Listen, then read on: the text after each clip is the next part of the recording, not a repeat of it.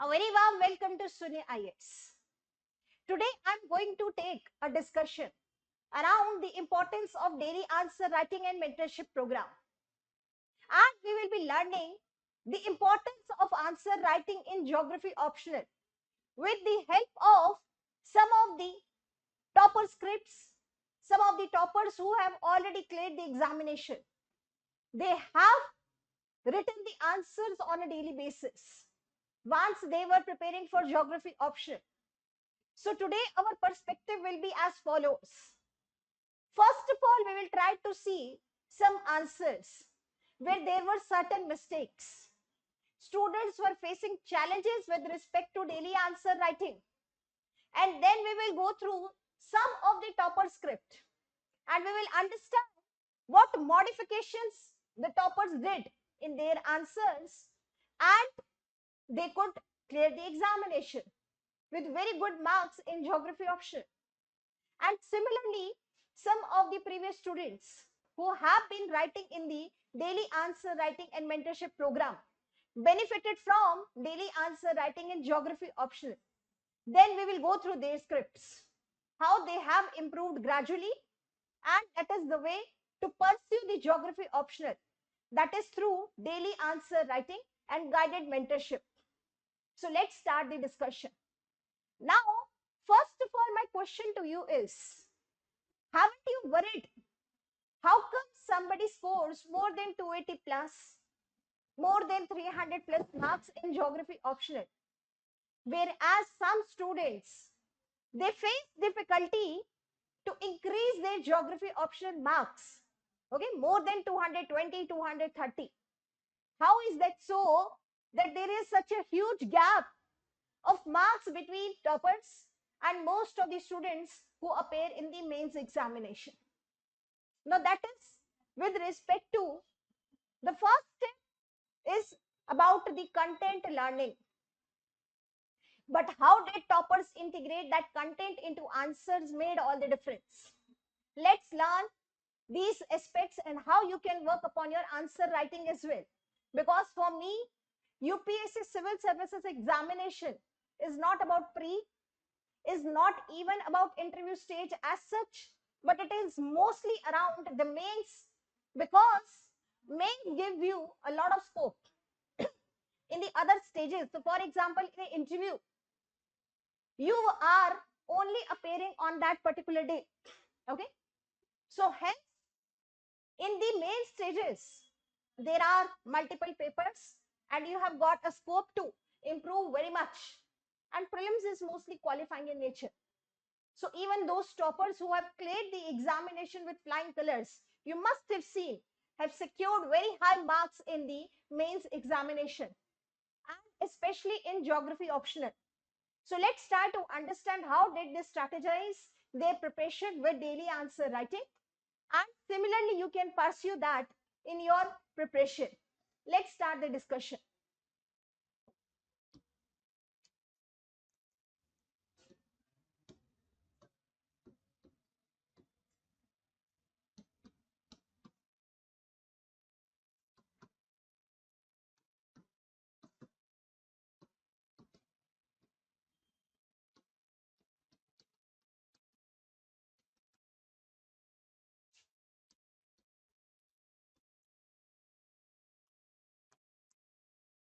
First of all, understand that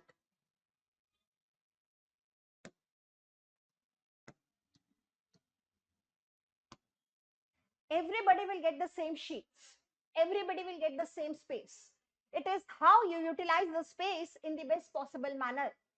And that too integrating the geography optional content in the answers. Because otherwise your answers will look like GS answers, isn't it so? So please understand that whenever you have these blank sheets and whenever you are filling these sheets with hypothetically some answers,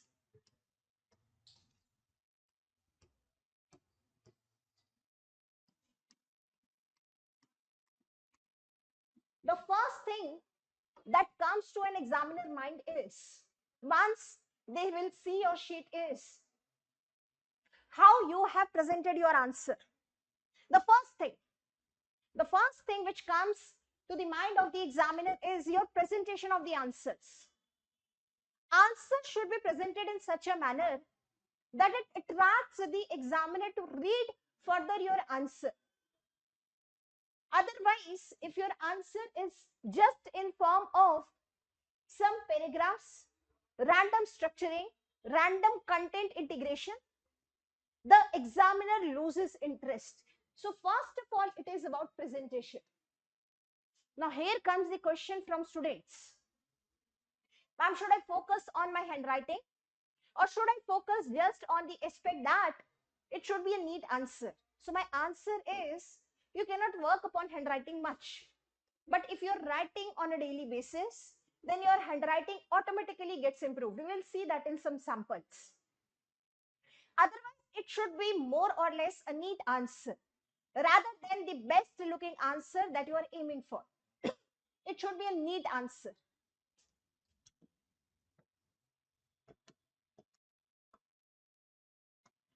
So, the first point here is presentation. The second thing that is noticed is content,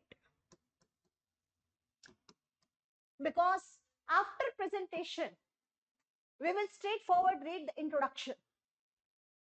Now, if you have read the question and you have understood the question, then you will start directly in the introduction itself from the demand of the question. You will not hover around the points. So that is also clear to us. That is, after presentation, content is important, but third important point is structuring.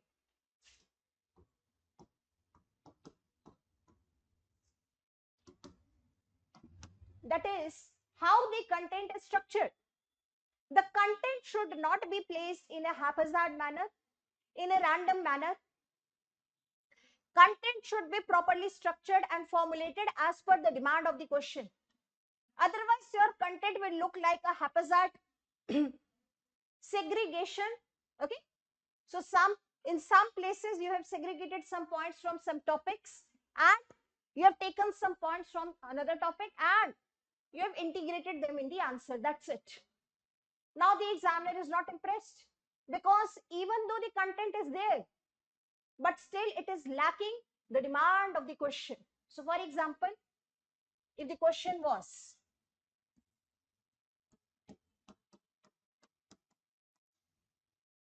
discuss the economic significance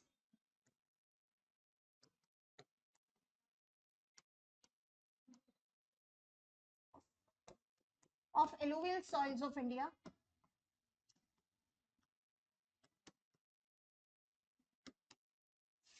whereas another question is, write a short note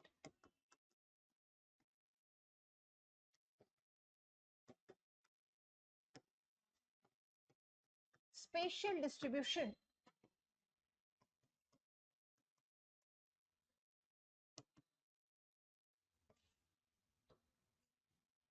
of alluvial soils of India. Now here, bacho, both the questions are on a single theme, that is alluvial soils. Okay. However, when we are comparing both the questions, in the first question, it is about the economic significance of alluvial soils. Economic significance can be even traced from the earlier time period. Civilizations itself justify the economic significance of the alluvial soils. And there are also references in the works of Arabs, etc. Later on, however, now we see that alluvial soils are important because in post-independence time period, it is associated with multiple other aspects, okay, like cropping patterns, etc. So alluvial soils economic significance is different, bacho. Next point, write a short note on the spatial distribution of alluvial soils of India. Here it is about the spatial distribution. It is not about the economic significance. So hence, when we are talking about the spatial distribution, it is about how the alluvial soils are distributed. So when you are writing a short note on alluvial soil spatial distribution, will you only write about spatial distribution? Now the question is this. No. You will write about spatial distribution and also maybe significance. That will give a holistic interpretation to your answer. But here I'm talking about structuring. How the structuring can go wrong. Because here in this question, bacho, you could have written just a short note on the alluvial soils. And here you could have again mismatched the demand by writing a general short note and missing the entire point around spatial distribution, whereas the spatial distribution was important and the other discussions would follow. So first of all, in structuring, you have to see whether you have the scope to integrate other dimensions apart from the dimensions which are the most important ones in the demand of the question. That will also depend on the number of marks, isn't it so? So if it is a 20-mark question, you can generally discuss the other dimensions as well. But first of all, you have to fulfill the demand of the main aspect which has been asked in question. Now, both of the questions are from the physical settings of India and alluvial soils. But however, both of the questions are different. I hope you are getting my point, right? Now, next, after presentation, content and structuring, first of all of the three have to be in place. Because if presentation, content and structuring are not in place, enrichment, maps, drawings, schematics, etc. will not matter, bachu. So next point that will come here is enrichment. That is by adding the name of thinkers, schematics, maps, okay, etc. Inclusion of case studies would also come here.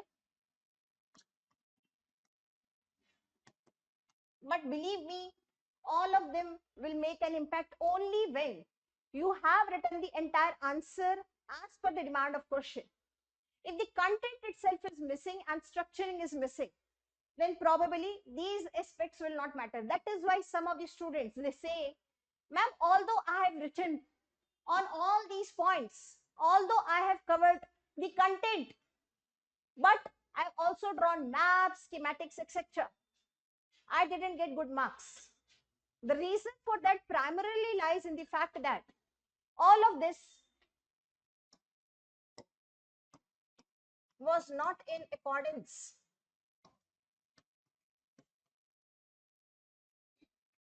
with respect to demand of the question.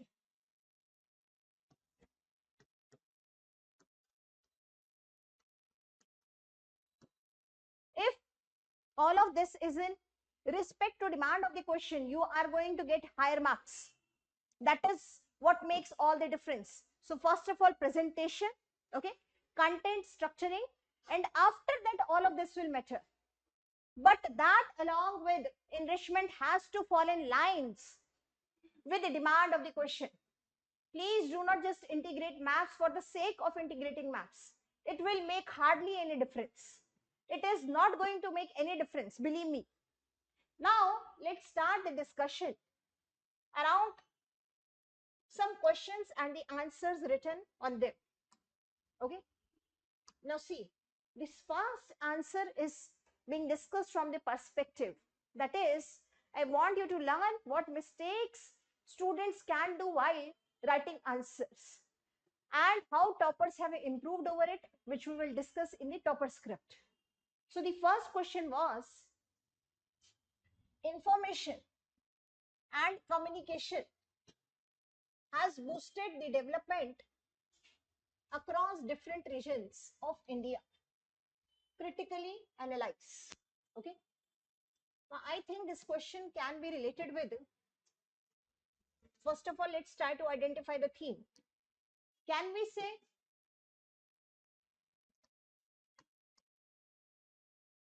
that this is associated with the theme of communication from the unit Trade, transport and communication, right? Now the question is centered around the information and communication, which has boosted the development across different regions. Critically analyze. Now, if the question was not critically analyzed, then the student would have written as per open interpretation. But because the question is asking you critical analysis, so you will write both from the perspective of yes, it has led to development, whereas no, it has actually not led to development. Okay, so you will write both the sides as interpretation in the answer. Now, this is a geography optional question. We have seen such questions being frequently asked in paper 2, isn't it so? They are asking repeatedly very generic themes in geography optional paper 2.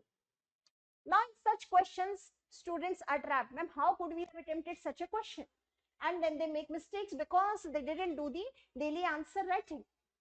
So here a generic fact has been given, that is information and communication sector contributes over 13% of the country's GDP, etc. Okay, and adds about $200 billion of economic value. Now this fact is very generic in nature, bachcho.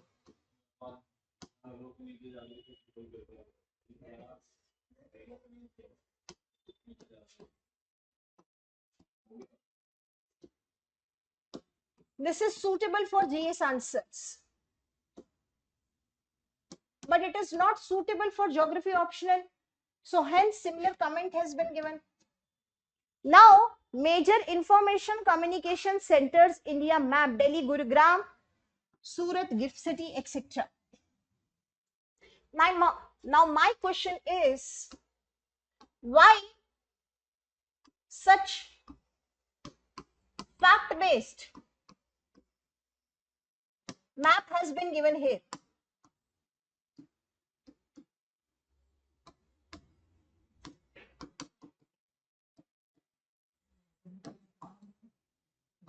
The question was, has boosted development. Information and communication, bachcho, can be associated with the concept of diffusion of information Hagerstown, then it would have got some geographical connotation. Now that is missing. So first of all, what I told you was presentation. Possibly because student tried to include a map, tried to break the monotony, etc. It is fine that in presentation it is not very bad. It is average maybe. But when we talk about content, till I have gone through the mapping section, okay, where the student has integrated map, the content is largely deviated from the demand of question. Now, even though the student has integrated this map, this has got no linkage with the demand of question. Here, possibly the student could have integrated the idea of growth pole,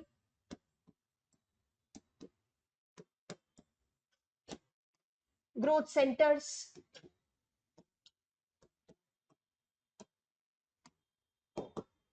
etc. If that is missing, that means clearly what we are aiming towards has missed. Student tried to enrich, which is like fifth step. However, missed on content, missed on structuring. The structuring is also amiss here. Now let's see the next discussion done by student. Artificial intelligence. Artificial intelligence is expected to add $1 trillion to India's economy. Okay, skill trainee, infrastructure planner, etc. Now I am unable to understand. Okay, cyber security, outline gaming, blockchain, healthcare and IT, etc. The question was simple: how it has led to development across India, and critically analyzed from both the perspectives. Information and communication technology has led to development or not? Yes, because of integration, for example, in geography's context, like in terms of agriculture mechanization.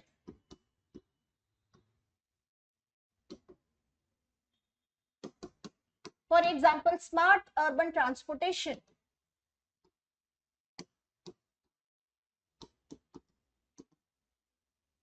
For example, resource mapping. which can also help in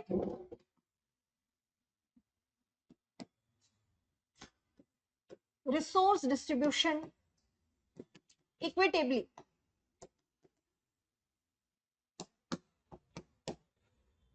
So something like the Malthusian or maybe the new Malthusian context, okay, in terms of limits to growth.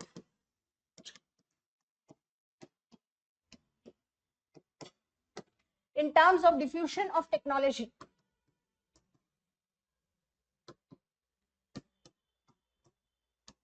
In planning for a region, so you can say that planning for a region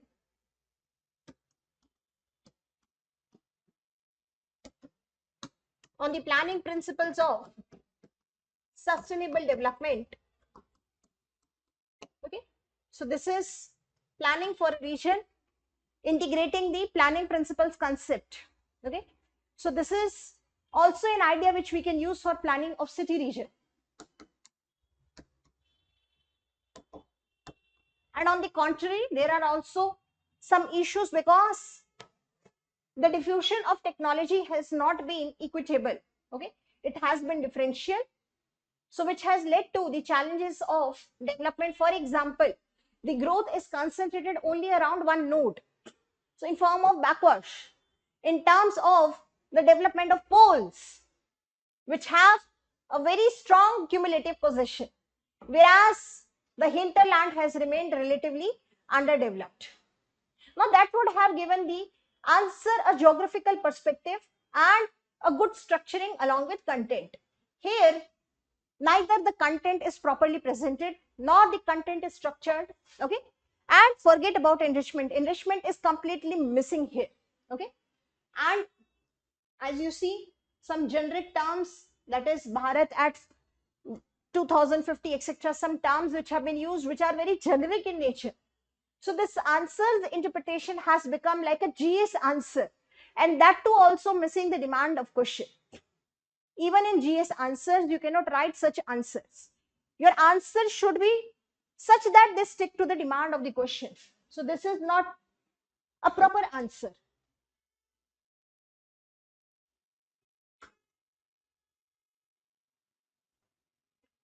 So hence, बच्चों, writing for geography optional, there will be challenges which you will face with respect to writing geography optional answers, particularly because geography optional answers require a lot of understanding about the concepts. Okay,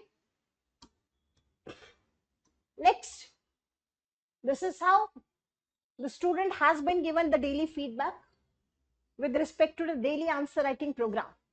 Now moving on to the topper script. Okay, you will pay attention here to understand how toppers used to write answers during their preparation time period, and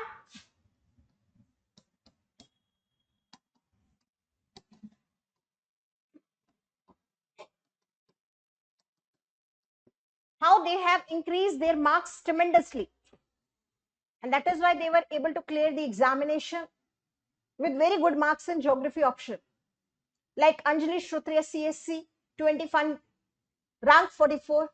Okay, so these students, they used to write answers on a daily basis for geography optional, and they have done so diligently throughout their preparation. And during their preparation time period, they would write one or two answers on a daily basis, and that is why their answer writing practice got much evolved during a time period, and eventually they were able to clear examinations. So hence, let's try to understand the importance of daily answer writing with the help of topper script analysis. So this question is a 15 marker question, that is, geography is simultaneously both regional as well as systematic. Okay, now the question is simple, straightforward, that is, geography is both regional as well as systematic. Now in such questions, okay, it also depends upon your interpretation, how you are interpreting the question, but the question is simple, that is, geography is regional as well as systematic. Now in this question, that is, Geography can be both regional as well as systematic.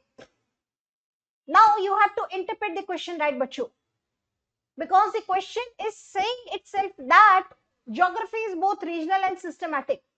So it's not about the dichotomy, or even if you want to mention about dichotomy, then you have to resolve it at the end. So you can mention the name of the thinkers who have been associated with the idea around regional geography and those thinkers who were more in favor of systematic geography, and eventually how these debates resolved, eventually leading to the spatial integration approach in geographical studies. Now, Bacho, let's see how the toppers have written the answer. So,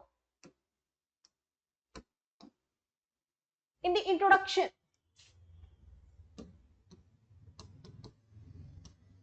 it has been mentioned that geography as a discipline has always been confronted with methodological dualisms between the study of aspects of one region, okay, regional or chronological approach, versus the study of one aspect in detail across all the regions, okay, which is the spatial analysis or the systematic analysis, okay, or the general geography, okay. So in introduction itself, there has been a mention with respect to the approach, which is dualistic approach, which had emerged in the earlier time period. Now, even starting from the time period of Varenius, okay, so even starting from the time period of Varenius, who had, okay, who had distinguished geography into general and special. So this was the first time period where we see references of regional versus special. Okay, that is, geography can be studied as a chronological approach and also systematic approach. However, Varenius did not create any dichotomy. This was the initial time period where it was acknowledged that there are two branches, right? Later on, developing into dualisms and dichotomies. Okay. Now, in such questions, because this is from the perspective unit,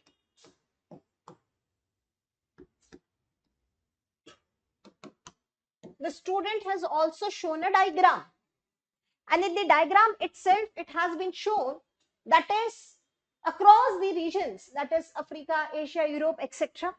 We are talking about phenomena: landform, climate, economy, population. So across one region itself, for example across Africa, if we are talking about the interrelationship of phenomena, that is landform, how they are associated with climate, okay, economy, population, etc. So are landforms impacted by climate? Yes. Do they impact the economy and population? Yes. So in turn, the interrelationship of phenomena across one region itself, that is Africa, then across another region, and so on. So this becomes the chronological approach, interrelationship of phenomena. While if we are taking one aspect only and discussing it around other regions, so it becomes the systematic approach. So very clearly within one diagram itself, okay, so diagram has broken the monotony.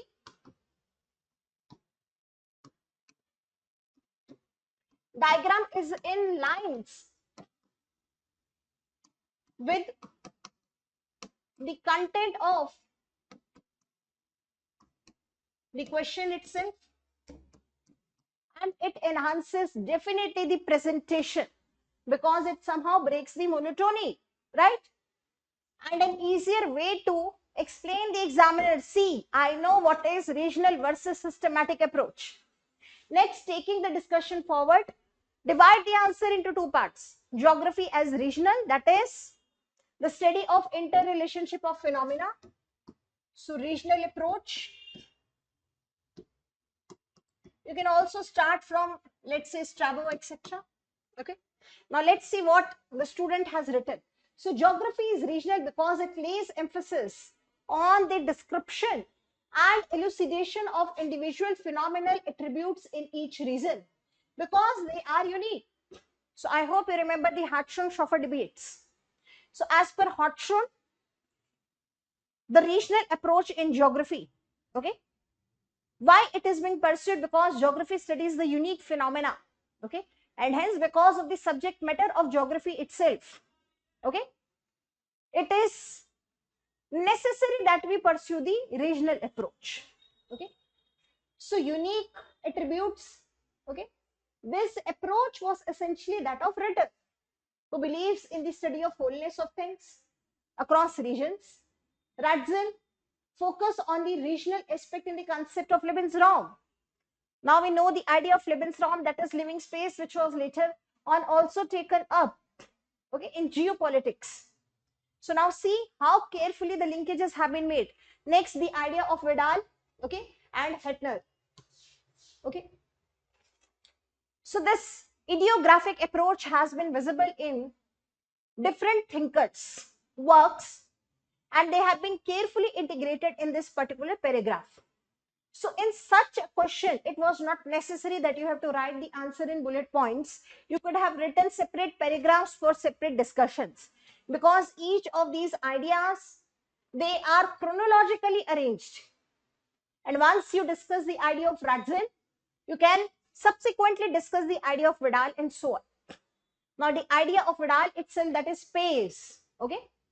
So space, that is regions at small scale, very important idea, okay. So that also signifies the regional approach, okay. So hence all of them have been discussed in this one paragraph. Now please understand that what we had studied, that is presentation, content, structuring, then we had talked about enrichment. Now this stage comes automatically in your answer. This becomes an automatic aspect. For example, by integration of name of thinkers,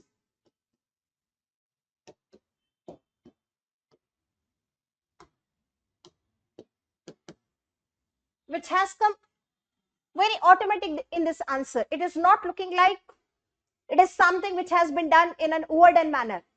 Even the idea of Lebensraum has been quietly integrated in the discussion in the answer.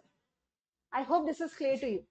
Now giving an example, for example, the regional studies around Ganga Plain, okay, showcasing even the integration of paper 2 here as a regional approach.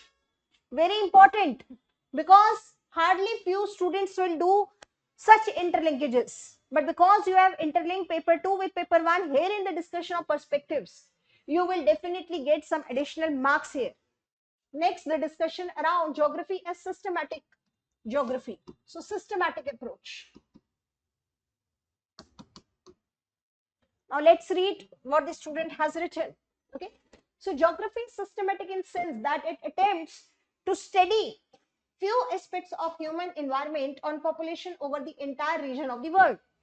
So basically it is pointing towards the spatial analysis.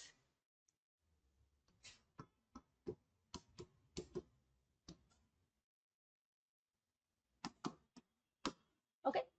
Thus, under systematic studies, geography seeks to formulate empirical generalizations, laws and models, even reflected in the work of Kant, okay, where we see physical systematic approach more prominent, okay.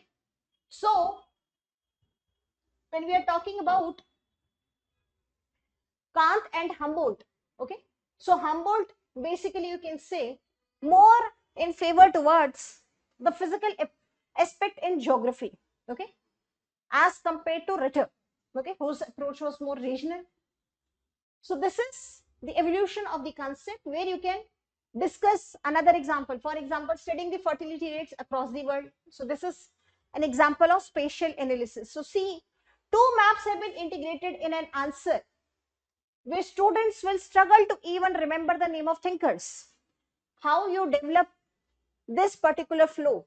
Now next your question will be, ma'am, this is not possible to write in the time period which is given in the examination. This is quite possible, Bachu, because you have practiced such answer writing extensively at your home prior to appearing in the mains exam. So you are doing extensive answer writing on a daily basis. So this comes naturally to you now. Okay, I have read that case study. Now I will introduce it here. Okay, I have read that map there. I think I can use that in regional approach. Okay, I have already known about the demographic attributes, but if I am studying the spatial distribution, because when we are talking about systematic analysis, this is about spatial distribution. Yes, I can include the discussion around spatial distribution of any demographic attribute for that matter of sake in this answer. Now your answer becomes different, isn't it so? Next, student has also integrated another discussion, that is integration. Okay, so integration of all branches of systematic geography focused on a particular place in regional geography. Okay, so geography focused on the particular on involves in-depth study of particular places, which makes us geographic. Okay, and regional, while at the same time it is, okay, integrated in the comparative analysis of particular types of phenomena and different types of world. Okay, in that, sorry, in different type, in different parts of world. So general or systematic. Hence geography requires both regional and systematic approach. Okay, so here this is shown in a diagram, that is integration of regional and systematic approach. So integration of region, for example, soil, landform, climate, plant, animal, geography of races, okay, across biological sciences, across physical sciences, across social sciences, okay, and taking one particular aspect becomes the systematic geography approach.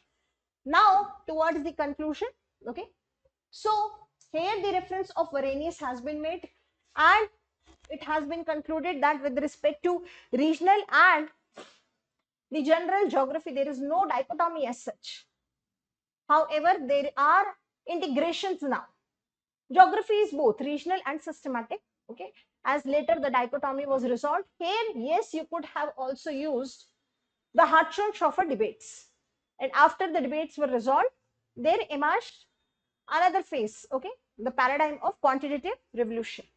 So in this manner, you can see from the answer written by a topper, that is how you could have integrated such concepts even in your answers, right? Now, bacho, whenever we are talking about the daily answer writing and mentorship program, the perspective is very clear. Once you start writing answers, then you become more clear in your thought process about integration of thinkers, about the integration of schematics, about the integration of maps, etc.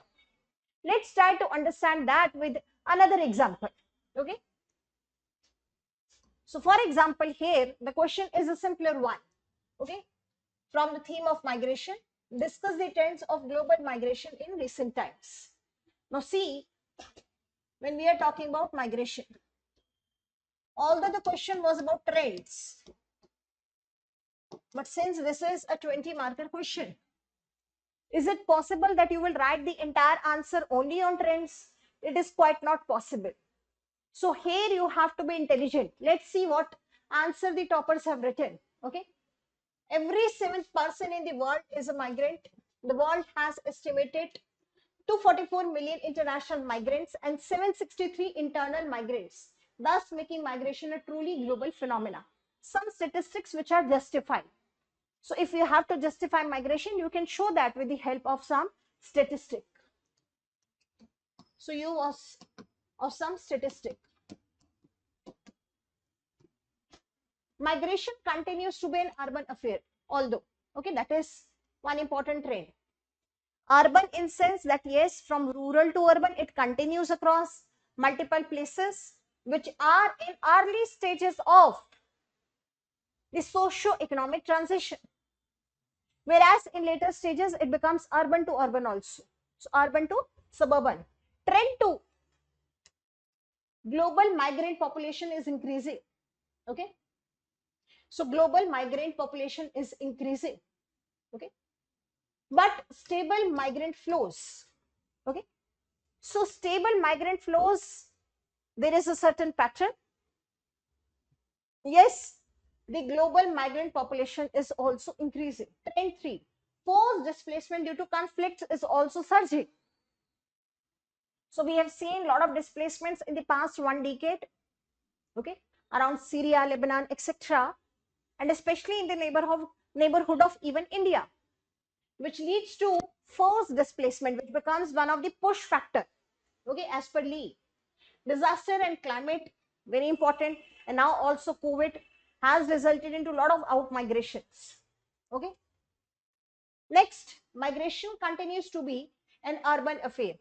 So the student has taken all these trends which have been visible across different reports. So student used to get time for studying reports because these toppers have done religiously answer writing practice on a daily basis. So they would go through some reports, some data as we used to provide them. They used to submit their answers and then again redraft the answer if answer was not up to mark.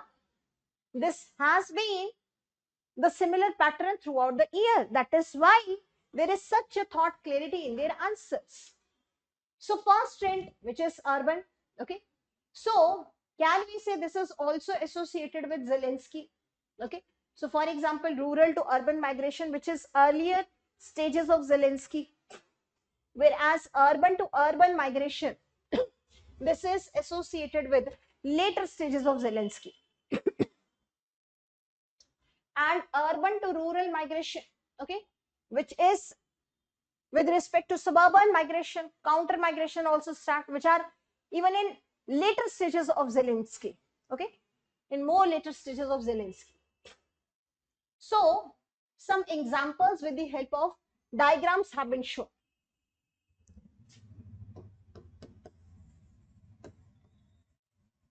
Diagrams for enrichment. Now you can clearly see with respect to presentation, with respect to content and structuring, this answer stands above average, almost excellent in most of the aspects. That is because already multiple times student had written content and structuring and worked upon presentation. This is maybe not the first draft, because she has worked upon the earlier drafts on how to improvise on different types of schematics. So you can see that on all pages, almost, there are different types of schematics, integration of maps, especially to demonstrate RU migration, urban migration, urban to suburban migration. Okay, this will enhance your answer, bacho. Forced displacement due to conflicts, again give some example. Okay, for example, give some data about internally displaced, okay, asylum seekers, etc. Give the name of some regions which have been impacted by such forced displacement. But yes, here you can integrate also some theories on migration. So here possibly Lee's push-pull can be included. So examiner is aware that you are not only telling the examiner about the trends, you are also telling the examiner about the pattern, and you are also integrated examples along with some migration theories. Now your answer is more holistic, bacho. So hence you can discuss this. Next, student has integrated a world map to show the spatial flows, migration pattern flows around the world, because the question itself had asked you the trends, isn't it so? So showing the trends, okay, along with the reasons, okay. So conflict related migration, okay. So political stability are those reasons where there is lot of migration, whereas lot of out migration from those areas, for example, which are associated with Rohingya crisis, etc. Okay, then climatic migration, economic migration, and all of that. Now, one addition could have been the integration of theories here itself. Again, because all of them are either push or pull factors, so yes, can be associated with Lee's. Otherwise, the other theories also stand true. Now, whenever there are long distance migrations, But if the migration is for economic reasons, for example, and not pursued by females, as we have seen now, it is also for social reasons like better education. Now, in such a scenario, we cannot say the applicability of Ravenstein because it was with respect to long distance migrations, but for economic reasons, and that too males migrate over long distances. So please remember these points while integrating the theories in such answers. I hope this is clear to you. Okay, but beautiful integration of maps. Next, migration trends specific to India, because trends were asked, and if there is scope like a 20 marker answer, you can include one case study on migrations across India. What are the trends of migration in India? Okay, so for example, there are different trends which are emerging. You can give some data with respect to internal migration. Okay, what are the major reasons? For example, marriage, employment, economic reasons, they remain one of the important factor. Okay, inter-district migration is higher than intra-district. Okay, inter-district is higher than interstate, sorry. Okay, inter-district is higher than interstate, which is true. That is as per Ravenstein. You can also see the previous census data. That is, more migration is within the districts across one state. Short distance migrations can be justified with Ravenstein. Okay, then there is a north-south divide of migration. Okay, with respect to destination states. And lastly, you can conclude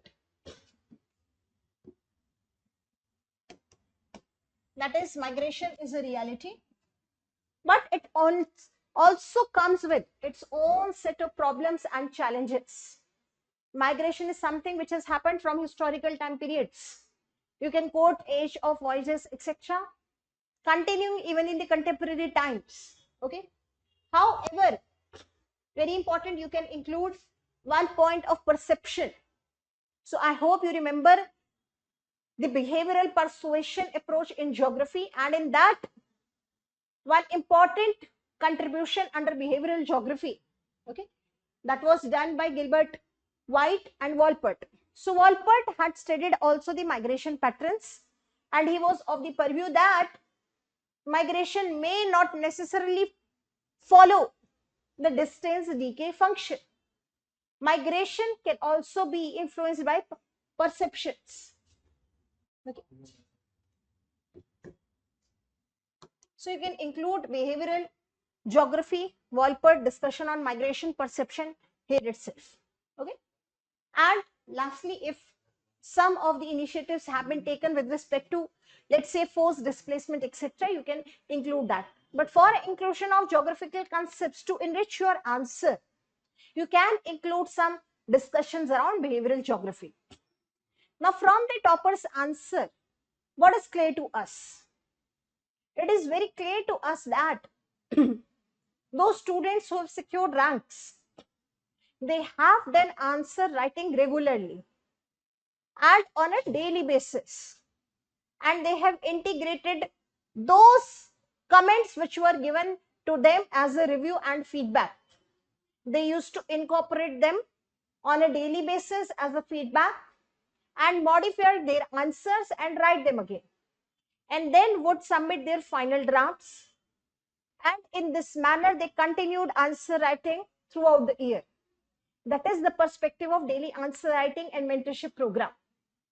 So those students, especially who are aiming towards mains this year and next year, must start with the daily answer writing and mentorship, because it is very necessary for you to get the detailed feedback and review. I would review your scripts throughout the DAM program, which you can send me in both online as well as offline mode.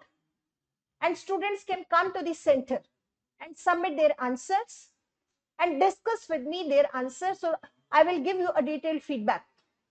Continue this process for some time and you will understand the importance of daily answer writing in geography optional. So bachcho, if you are planning to appear in the mains examination, be it this year or next year, you must start writing answers on a daily basis for geography optional and improve your scores by a huge margin. Previously, many students have done. They have increased their scores by a margin of 50-60 marks by attempting daily answer writing within the span of prelims and mains. So you can also do that similarly.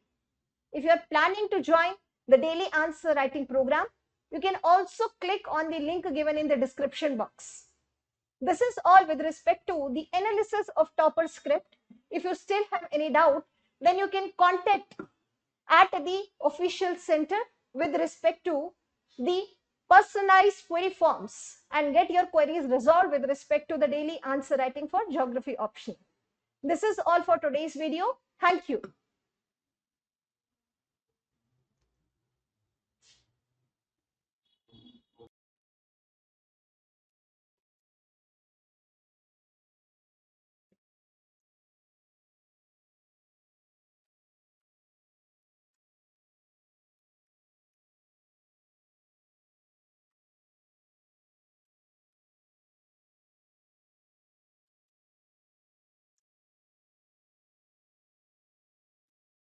ये OBS बंद कर दूं?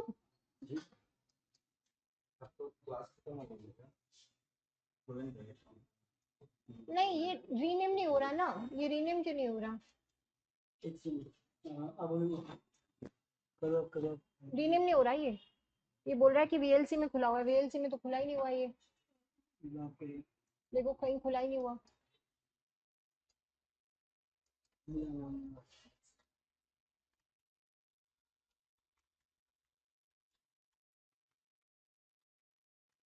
ठीक है, अब देखो हो नहीं रहा ये।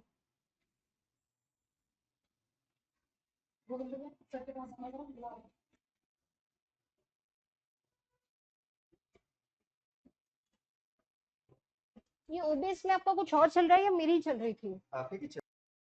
हमने स्टॉप